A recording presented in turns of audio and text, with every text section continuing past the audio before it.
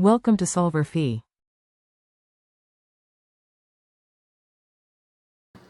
23.118, we want to know whether the resistance is greater for a 100 watt light bulb or a 60 watt light bulb, and then which one has the thicker filament, assuming that they're made out of the same material and have the same total length.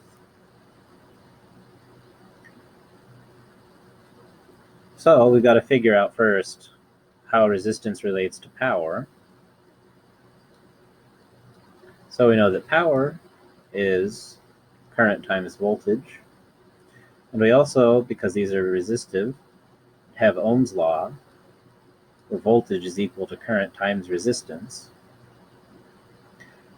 Now, the voltage, because we're plugging these light bulbs into the same electrical outlets that in North America are 120 volts, we'd like to have the voltage in this expression and not the current, because the current's going to be different for the two, because the voltage is the same, so the current has to be different for the powers to be different. Then we sort of just go in circles.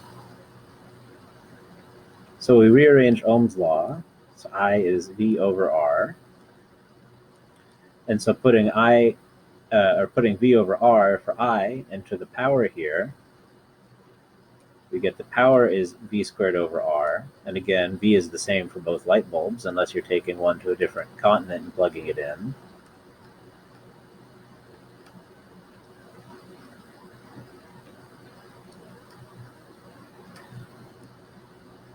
So for the same voltage, power is proportional to 1 over the resistance. So in order to get a higher power, you need a lower resistance, or in this case, since we're asked which has the greater resistance, the greater the resistance, the less the power. So the resistance for the 60 watt light bulb has to be greater.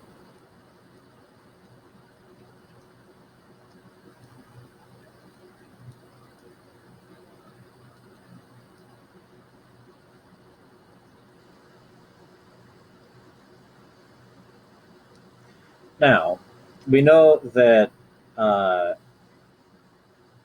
we have this sort of analogy between resistance to the flow of water in a pipe and resistance to the flow of current in a conductor. And this analogy works perfectly well for predicting what you need to do to decrease the resistance of a conductor. You have to make it thicker. So a thicker filament has less resistance.